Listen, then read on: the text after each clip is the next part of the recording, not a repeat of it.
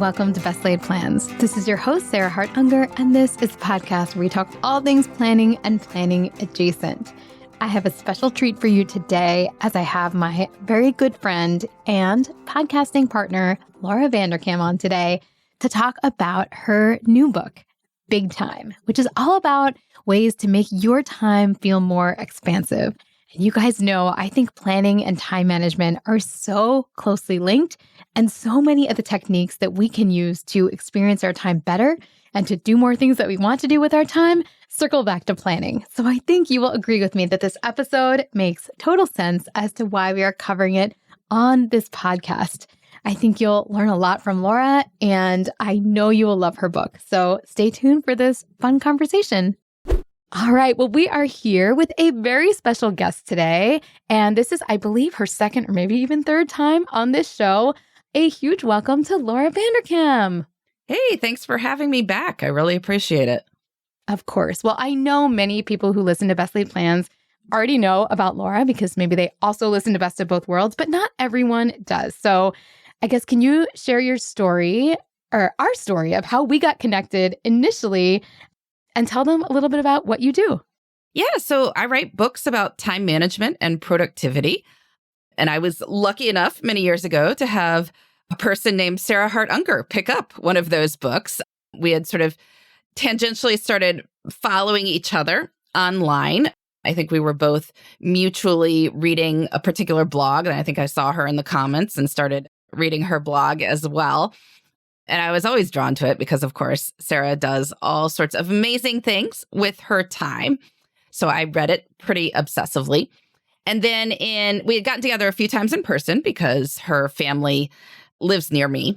So when she was visiting her parents, she would be up in Pennsylvania. So we'd gotten together a few times in person. And then in the summer of 2017, she mentioned that she was thinking of starting a podcast. So I kind of jumped on that and saw if she might want to start one with me. And Best of Both Worlds was the result. And we have been happily putting out an episode every Tuesday since August of 2017. So here we are.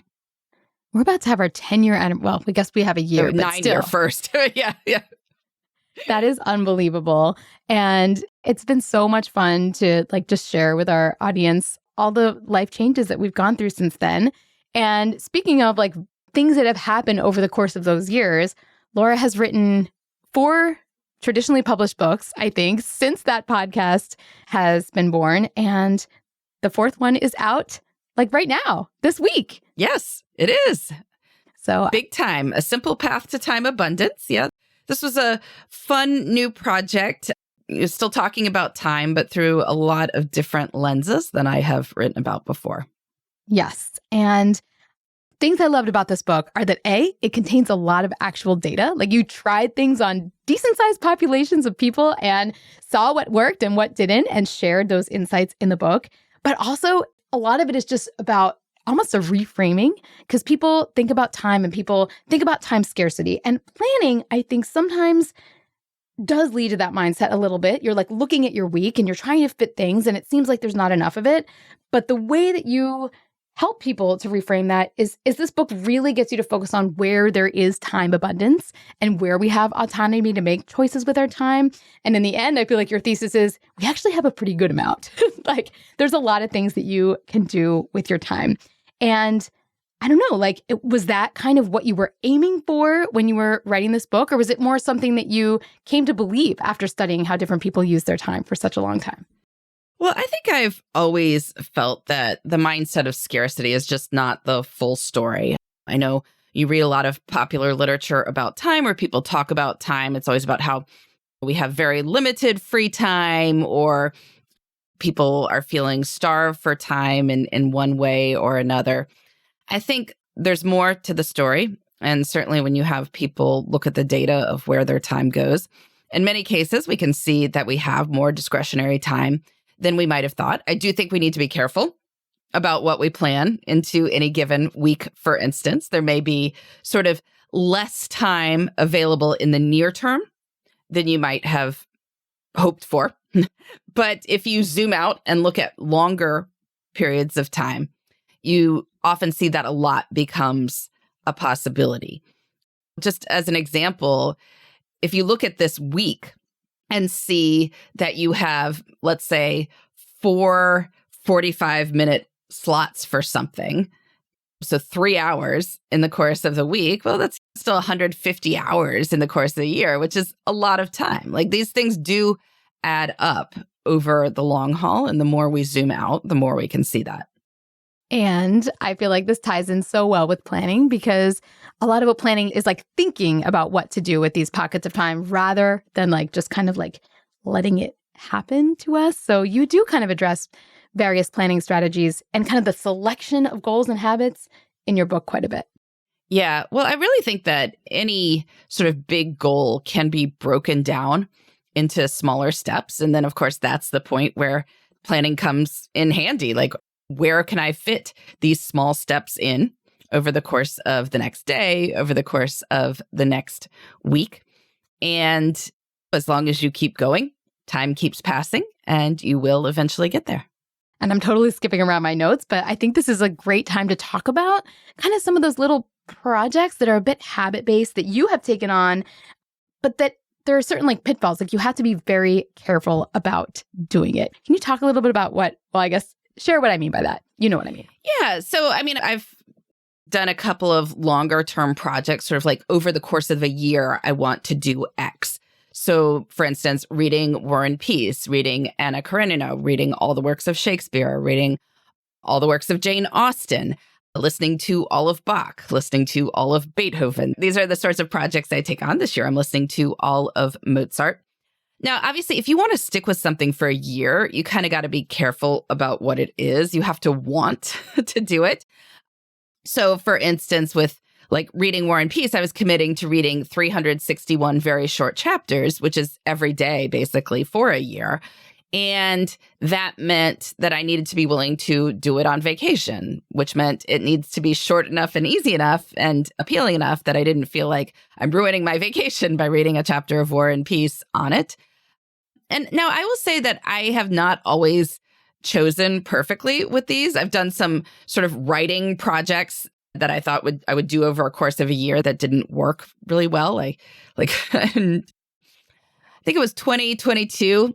I decided to write between 100 and 200 words a day, following a character over the course of a day, like over writing it over the whole year. But I hadn't really thought through the plot. My timing was off. Like, it was just terrible. Like, at the end of the year, I had a novella that I didn't want to read. Like, I started reading it. I was bored and annoyed. So, like, that means nobody else is going to want to read it. Like, I can't even muscle through it. So sometimes it doesn't work. And this year, actually, I was going to do a rereading project with like Shakespeare's greatest hits. Like, and so I had read through all of them, all of his works in 2022. And so I was going to go back through and choose some of the sort of best known ones to read even more slowly, like literally like one page a day. So I was really following everything that happened, all the nuances. And I read through 3 plays in 3 months. And then I didn't have one that I really, really wanted to read after that. Like, I read the 3 that I so much wanted to read over again. And so I kind of have abandoned that project at this point. So I guess 2 lessons there. Number 1, choosing carefully is very important. Again, that's kind of where that like careful planning process comes in and asking yourself the right questions.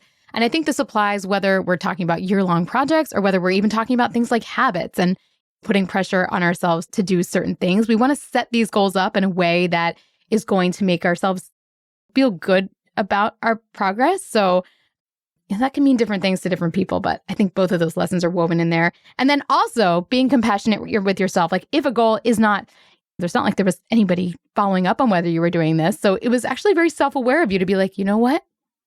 Actually, let's choose something else. Yes. You're allowed to pivot. I'm allowed to pivot. So I sort of started reading Macbeth and stopped, started reading Henry IV Part 1 or whatever it was and stopped. And then I'm like, okay, Laura, you can just rethink this. I mean, maybe I'll pick it back up later in the year. I have to think through if there were ones I really did want to read another time. And probably are, but maybe I'll do a different reading project over the summer. Love it. Well, we're going to take a quick break and then get into time tracking, something I've talked about on this podcast and something that Laura is a serious expert in. Today's episode is brought to you with support from IXL. As routines shift with travel, camps, and other summer activities, it can be hard to stay consistent. IXL makes it simple to keep learning going with flexible practice that fits your family's schedule. IXL is an award-winning online learning platform that fits seamlessly into homeschooling or serves as excellent review and enrichment for students in traditional school. It offers interactive practice across math, language arts, science, and social studies from pre-K to 12th grade. IXL is a simple way to support learning now through summer and into the next school year. My kids have been using IXL for years, and we will definitely be including it in our summer plans. Make an impact on your child's learning. Get IXL now. And Best Laid Plans listeners get an exclusive 20% off IXL membership when they sign up today at IXL.com/plans. Visit IXL.com/plans to get the most effective learning program out there at the best price. Today's episode is brought to you with support from Green Chef. Green Chef is a delivery meal kit that can help support you in feeling your best during your busiest of seasons, and I know most of you are probably in one right now. With Green Chef, every week you get to choose from over 40 recipes made with organic produce, responsibly sourced protein, and nothing you can't pronounce. Their meals come pre-portioned and are ready in minutes. And if you want guidance beyond the plate, they now offer free unlimited one-on-one nutrition coaching that helps you stay on track. I love using Green Chef during my most hectic months, which we're in right now. It's also an amazing thing to consider trying when you're coming back from travel. Dinner is instantly figured out, and the fridge is stocked with healthy food. My kids always get excited when it's a Green Chef week because the meals are typically very delicious and interesting, so that's an added bonus. Head to greenchef.com/50bestlaid and use code 50bestlaid to get 50% off your first month, then 20% off for 2 months. That's code 50bestlaid at greenchef.com/50bestlaid. Study and play come together on a Windows 11 PC. And for a limited time, college students get the best of both worlds. Get the Unreal College Deal. Everything you need to study and play with select Windows 11 PCs. Eligible students get a year of Microsoft 365 Premium and a year of Xbox Game Pass Ultimate with a custom color Xbox wireless controller. Learn more at windows.com/student offer. While supplies last. Ends June 30th. Terms at aka.ms/collegepc. All right, we are back, and we're going to talk about time tracking, which gets a lot of attention in this book. And it's also something we've talked about, not time tracking necessarily, but tracking in general gets a lot of airtime on this podcast. But Laura, you are the expert at tracking your time. Can you talk about your experiences tracking your time for a decade and how particularly, I love how you kind of found that there are certain stories that are very common that people tell about their time that just do not play out in the data.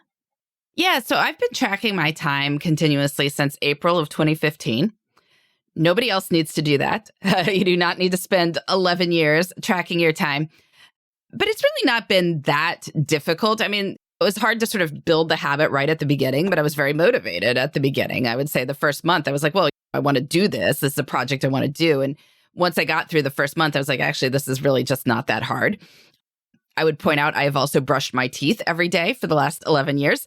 And I'm not sitting here on the program being, look at me. I am evidence of iron-willed discipline because I have been brushing my teeth every day for the last 11 years. I'm sure just about everyone listening to this has also brushed their teeth every day for the last 11 years. So I think if you could do that, like you can probably track your time. A week would be great. For me, I saw many things. I mean, one that like my sleep averages out to about the same amount over any longer period of time. Like I might be short on one given week if things are really busy or traveling or something like that. But over 6 to 8 weeks, I come out to 7.3 to 7.4 hours a day. And that has been true every single year since I started tracking. So good to know. I see that I have discretionary space. I think it can often be easy to tell ourselves a story of having limited free time. And certainly there are moments when I feel that way. I have a lot going on in my life, but Laura generally has 5 kids, ages, oh geez, how old is 6 to Henry 18 now. 6 Yeah. to 18. Yeah. A little bit going on. When I started tracking time, they were, 7, 5, 3, and a baby. And then I added Henry in the course of the time tracking. But yeah, so I mean, it's been fun to see their babyhoods and like little kids moving to be bigger kids and the things that fit on a time log. It's been such a memory keeping aspect at this point. And do you track other things, Laura? Well, as part of time tracking, I do, because a lot of what you do requires taking time to do it. So I have tracked my workouts just through virtue of them being on my time log, for instance, right? Like I did get more specific. Like I think for the first year, I didn't necessarily write what I was doing. I would just put like run or something like that. And then I realized, well, I could put how many miles I was running or anything about the workout specifically if I wanted to. And so I have done that more as I have kept doing it, for instance. And in terms of, I believe you had other people do this to see what effect it had on them. So is it just you that benefits from this, or did you find any kind of global takeaways from people that tried tracking their time maybe for a week or so? Yeah. And I think this is not necessarily intuitive, but when people track their time, they generally felt better about their time. So I had hundreds of people track their time for a week, and I measured them on various dimensions before and after in terms of their time satisfaction. It's a scale I have used for different projects. And their sense of time satisfaction rose to a statistically significant degree over the course of the week. Agreement with the statement, generally, I have time for the things I want to do, rose 25% over the course of the week. And I say that's not necessarily intuitive, because I think a lot of people, when they think about time tracking, think it's going to be like this gotcha kind of thing. Like, ooh, I saw you were wasting time, right? I saw that you claim to be drowning and you've got 3 hours of YouTube binges on that time log. And it isn't about that. Yes, there are some tweaks that people make, and it may be that people feel more accountable. And so they avoid that 3-hour YouTube binge and thus do feel better about their time in general because they didn't do that. But more is that people realize some of the negative stories they've been telling themselves about their lives aren't true. Even if you work long hours, you are probably not working around the clock, right? Like if you had to work late Monday and Tuesday, that doesn't mean you were there all 7 days of the week, all through the time. You have one bad night, that doesn't mean all of the nights are bad. Maybe one day felt incredibly rushed and harried, but that doesn't mean you didn't have some discretionary time on a different day. And people will say, like, I have no free time whatsoever. But what they mean is I don't have as much as I want. But that's, again, something you can look at a time log and see. It's like, okay, but I do have some.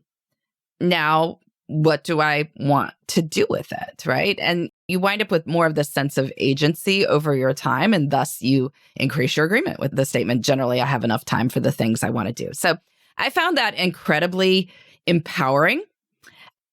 That tracking your time is not going to make you feel bad about your time. It's going to actually make you feel better about your time. So maybe that'll be an argument to give it a try. It is a very compelling argument to give it a try. Well, we're going to flip a little bit to future planning, because you have a chapter all about kind of setting up your week, and with a lot of moving parts. There is a comparison to a circus, including a whole interview with the guy who jumps out of the cannon, which was fascinating. But your own circus is 4 kids still at home, 1 in college, a very busy working partner, and a big job. So can you talk about what you've learned in terms of your kind of weekly planning process and how you keep your circus in order? And include something about maybe the net that you talk about in the chapter as well. Yeah, I really love this circus metaphor. And people say my life is a circus. They mean it's chaotic, but that's wrong. A circus is incredibly well organized. And I like to think of myself as the ringmaster of my circus. And I think for all your busy listeners, this might be a helpful metaphor for them as well, that you are the ringmaster of the circus of your life. The circus is complex, but it is not chaotic. Everything is happening when it is supposed to be happening. You might even think of it as 3 rings of your circus: career, relationships, and self. A good ringmaster has a very good sense of what is going on in all 3 rings at all times. She has thought through what she would like to see happen. She has the acts are happening in sequence as they are supposed to, and they look amazing because a circus is managed for delight. And as we go with that metaphor, I think it's important to remember that circus performers are often doing their tricks over a net. And the idea is that you don't want something going awry, as things often go awry in the course of life, to be a disaster. And so as you are the ringmaster of your life, and think about where you need a net in front of, under all these tricks that are going on in the complex circus of your life. So in general, people need to leave more open space, right? Because then you have a spot for spillover when stuff comes up, as stuff inevitably happens. I think it often helps to think of an option B. Like if option A doesn't happen for some reason, what is my really good option B? And if option B is good enough, like you often don't even feel that bad if option A doesn't happen, which can allow you to feel more calm about life in general. So yeah, I mean, thinking of life as a circus as I'm planning it has been really helpful for me. Love it. And your actual weekly planning process that you do in your household, just because we love to get into the nitty-gritty of that kind of stuff, do you want to just give our listeners a brief overview there? Yeah, so it's become this two-part process. So on Thursdays, I sit down with my calendar and my planner, and I plan my next Monday to Sunday week. And so I list out on my planner what is most important for me to do professionally and what is most important for me to do personally. Sometimes these are steps toward larger goals. Sometimes they are things that are already on the calendar. This is my opportunity to also make sure that there is time available for steps toward big goals or whatever I want to see happen over the course of the next week. Making sure that anything that is already on my calendar, I've figured out the logistics more or less for, asked what could go wrong, and then make sure I have something I am genuinely looking forward to in the course of the week, because obviously we don't want to just trudge through the circus as if it is drudgery. We want to have a show that is worth watching. So I do that for myself on Thursday. That is often my cue to remind myself what other people have going on the next week, other people in my household, and get everyone to tell me what is going on. And so then on Fridays, I make the family schedule for the upcoming Monday through Friday week. And I should mention that on Thursday, when I made my schedule for the upcoming week, I also then make a tightened family weekend schedule for the upcoming weekend, and then send that around to various stakeholders who need to know what is going on in our family from Friday to Sunday. And then on Friday, I sit down and make the family schedule for Monday through Friday for the next week. And by that point, I should know if anyone has anything big that is coming up over the next week. Now, obviously, things change. I mean, I have 4 kids in music lessons, for instance, and the odds that one of those teachers, something comes up, it could happen. Like, I have space for this to happen. So there are revisions that will happen, but the marching orders are generally set. Friday, send that around to everybody. We know what's happening over the course of the week. Any logistical challenges have been thought through, because that's when I figure out, like, the week we're recording this, I'm going to be gone overnight Thursday, and I'm leaving mid-afternoon. So that means that while I normally pick up my daughter from her jazz band practice on Thursday afternoon, she needs to ride the activity bus home. So I need to flag that because she prefers not to ride the activity bus home. So she wants to know a couple days ahead of time so she can get her head around the fact that this is happening. But that's the kind of thing. So funny. And your weekend gets a double treatment, which I think is a unique feature. It gets the double treatment. Yeah. I mean, it was sort of an accident of how I plan, but I've embraced it because I think it gives me better weekends. So on Thursday, when I'm planning my Monday through Sunday week, what's coming up, I'm getting, in broad brushstrokes, what is on the calendar for the next weekend, right? The one that is coming up in 9 days. And so that's enough time that if there's anything big I want to do, like, it can happen in that you can get tickets for stuff if you need a sitter, whatever else is going on. You can sort of organize the logistics with all that in mind. And then, of course, I also am sending the family schedule for the immediately upcoming weekend later on Thursday. And so that is tightening whatever schedule I had planned the previous Thursday based on what has come up. New playdate requests, or I can see we have open space. So that's when I might reach out to somebody to see about getting a playdate on the calendar. We know the weather at that point. So if it's going to be different than what I thought 9 days ago, you don't really know necessarily what all the weather stuff is going to be. So all of this you could figure out. So I'm planning my weekends twice. And it's great.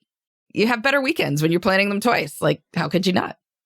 And we want to have a life that has things in it that we're excited about. So I feel like that's, to me, like what the essence of big time is. It's like we can think of our time as abundant. And because we can think of our time as abundant, we can choose the things we want in there with care, but there is room for the things that we find really, really fun and meaningful. Is that what you were hoping people take away? Absolutely. I want anyone reading Big Time to come away saying, like, yes, I have space for what I want to do in life. I know everyone listening to this is a productive and diligent person. You are getting done the things that you need to do. Recognizing that time is abundant allows us to consider that we have space for the things that we want to do. And of course, using all of Sarah's planning techniques is what's going to make that possible. So I hope everyone's doing that. It's a great combination. It is a good combination. And if you like this combination of me and Laura chatting, this is a nice time to mention that we do have a Patreon together where we do monthly chats, and they're very participatory. Like people, they're small enough that you guys get to kind of like chat with us. We do prompts, we do some planning stuff together, but then we also do kind of like, I don't know, member questions and all kinds of hot topics. So if you want more of us together specifically, of course, there's Best of Both Worlds podcast, and then there's also our Patreon. But really, this episode, I think, hopefully has convinced all of you to check out Big Time at the library, at the bookstore, wherever. It is a very inspiring read. You're going to have a notebook there. Like you're going to feel, oh, I want to do this. Oh, I want to do this. You're going to want some place to capture that. I think this is a great read for like if you're about to go on a trip or if you're embarking on a new season. So yeah, it's a great time to check it out. And as it is launch week this week, I guess today would be the last day to pre-order, right? Because it comes out on the Tuesday. Yes. Or you can order it on lunch day or get it at the bookstore. Yeah, absolutely. I really appreciate it. And thank you for letting me chat about it, Sarah. Thank you so much for coming on. This was so much fun. Well, that was so much fun. I always enjoy having my friends on the podcast. There's just something so comfortable about chatting with someone that I know so well. But I also just am very excited to have this opportunity to share more about Laura's upcoming book with you all, because I know you are the kind of people who will absolutely love it. So you will have to share with me and her as well what you think of Big Time, whether you end up choosing to read it before a trip or at the beginning of an upcoming season, to inspire you to really make the most of the hours that we have on this planet. I know that I just found it an incredibly uplifting and read that made me just full of energy and excited to do so many fun things that the world has to offer. So I know you will as well. I will be back on this podcast next week with some more planning content, likely some Q&A and some other stuff. So please stay tuned. As always, thank you so much for listening and having me in your podcast player every Monday. I am just honored that you make time to listen to Best Laid Plans, and I hope to be back on your feed next week.